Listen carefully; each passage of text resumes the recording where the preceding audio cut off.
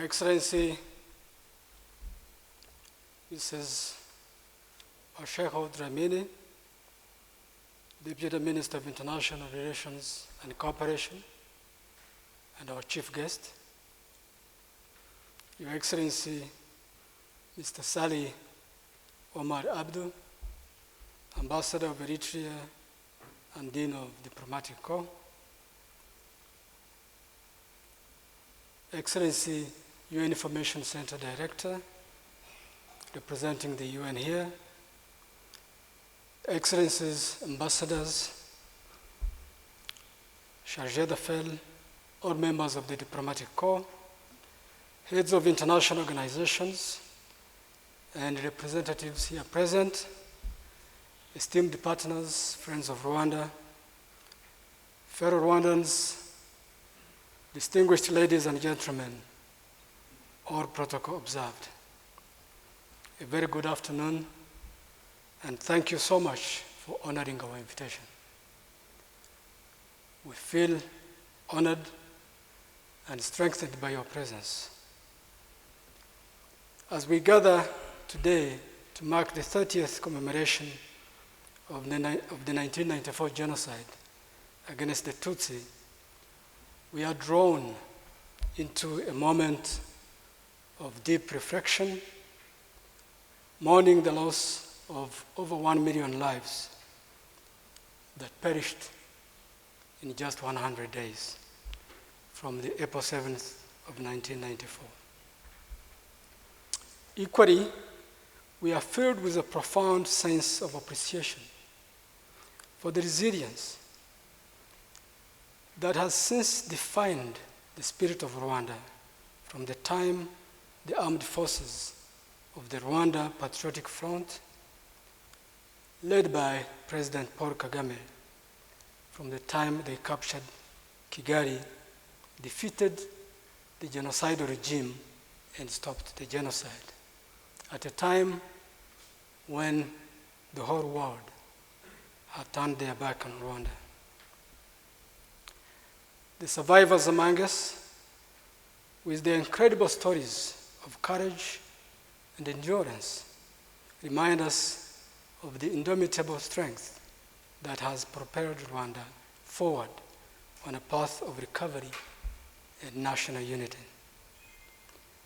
Their experiences, marked by unimaginable depth of suffering, have become the bedrock of our nation's resolve to forge a future where such atrocities are never repeated.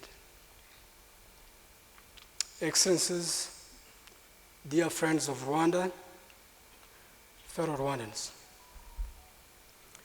the roots of the genocide against the Tutsi, deeply embedded in our history, were marked by colonial manipulation and policies that were institutionalized by subsequent regimes post-independence that favored ethnic divisions, sowing these seeds of discord among Rwandans. In reflecting on this chapter of our history, we acknowledge the dangers of divisionism and the catastrophic consequences of allowing hatred to flourish unchecked. Our commemoration today is not only an act of mourning our dead, but also a vigilant acknowledgement of the signs that led to the genocide. The dehumanization of Tutsis as cockroaches, as snakes, as enemies of the state, the incitement using radio, television, and even the churches, and the normalization of hatred and killing of the Tutsi with impunity. The journey post-genocide has been one of rebuilding, as you saw in the video, not just in physical terms, but in the essence of our national spirit. Our commitment always remember the lives lost, honoring survivors, and truthfully recounting the events of 1994 forms the bedrock of our nation-building efforts. Excellencies, distinguished ladies and gentlemen, our commitment to the act of remembrance that we are doing here today extends its reach far beyond our borders, embracing the global community. This underscores our profound belief in the intrinsic value of memory as an indispensable instrument in averting the tragedies of the future. Through this global engagement, we not only honor the legacy of those who suffered, but also affirm our collective responsibility to protect lives. The significance of establishing memory symbols worldwide, and we have a few in some countries, cannot be overstated. These symbols serve as tangible reminders of the resilience of the Rwandan people and the nation's journey towards healing.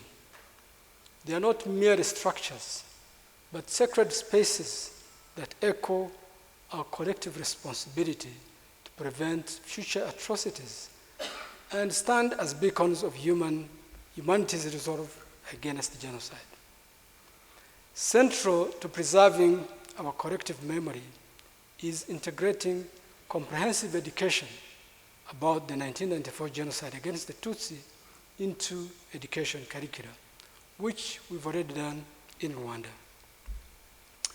By educating future generations, we empower them with the knowledge to identify and resist ideologies of hate, guiding us on a path toward a world where every life matters.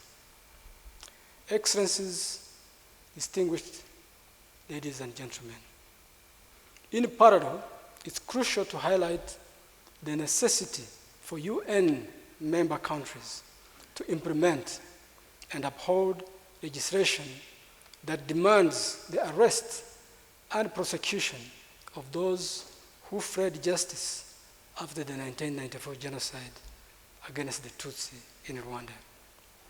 The lingering presence of these perpetrators not only impedes our journey of healing, but also challenges the very essence of international justice.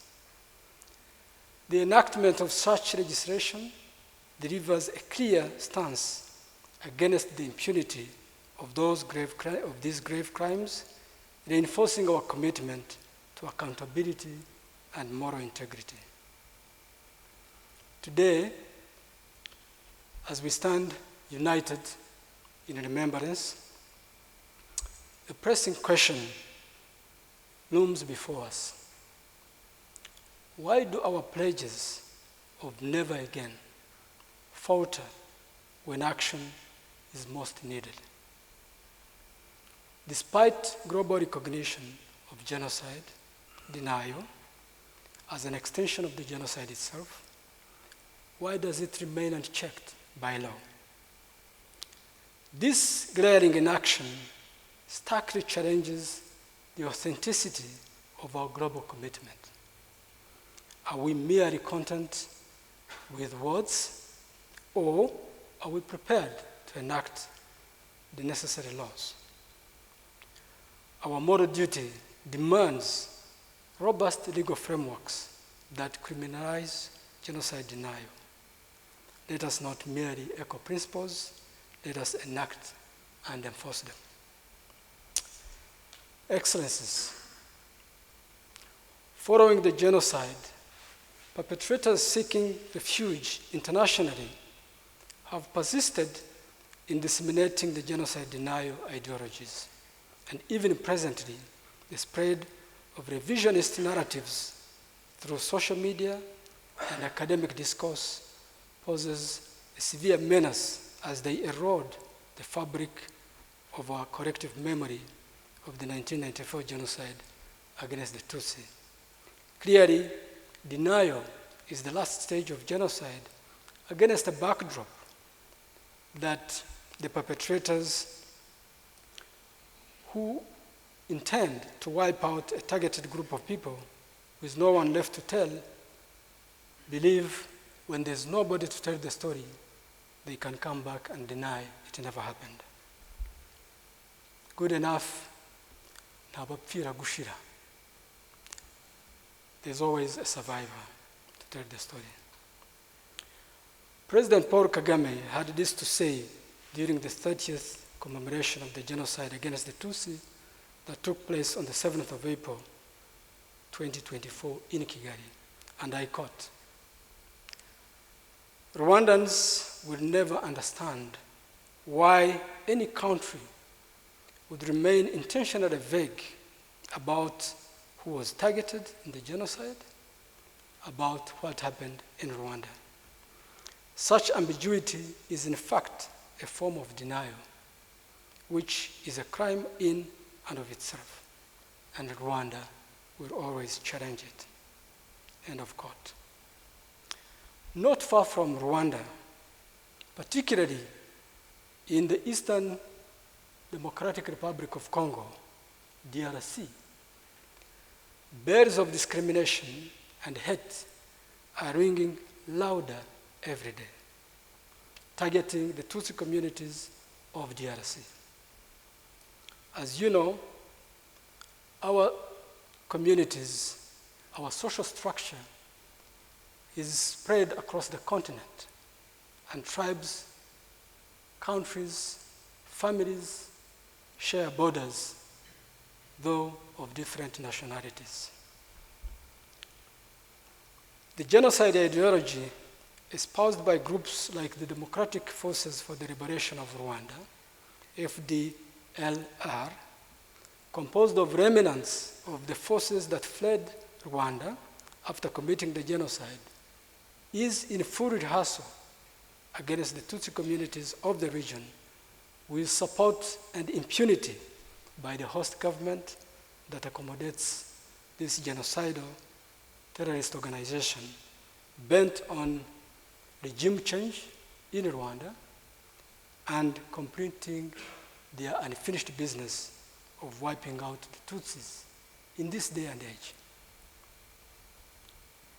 Excellencies, distinguished ladies and gentlemen, as we conclude today's commemoration, I wish to honor three crucial groups pivotal to Rwanda's resilience and renewal. To the survivors, your strength and courage are the heartbeat of our nation. You have shown us the power of forgiveness and the strength of the human spirit. I'm sure you saw the Lady Maria in the movie and how she's been able, through constant education, to live side by side with her killers.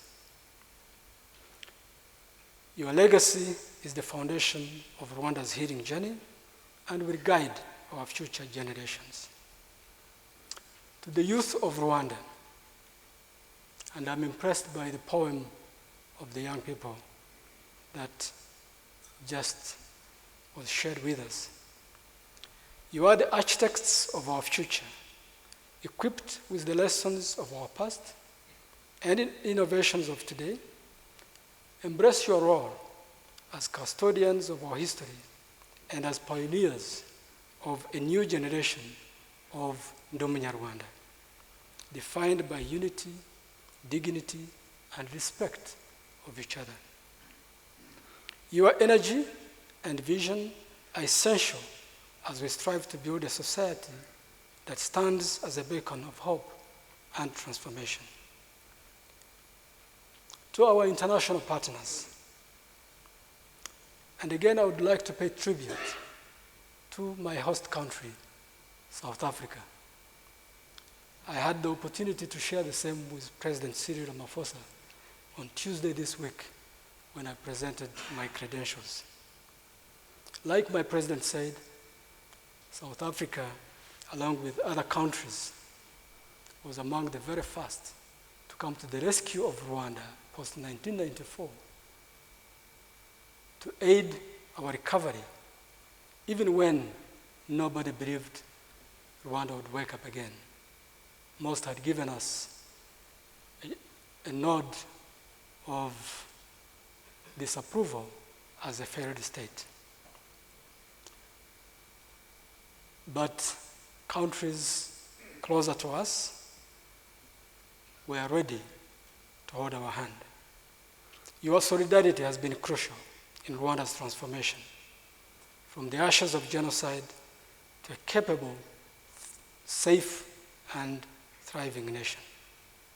Our partnerships built on shared values and respect should be nurtured to achieve our shared goals of development, peace, and stability on a global scale.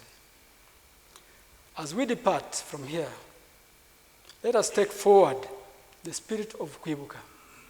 Kwibuka is to remember in Kinyarwanda, with a renewed dedication to fighting all forms of divisionism and hatred across the human race.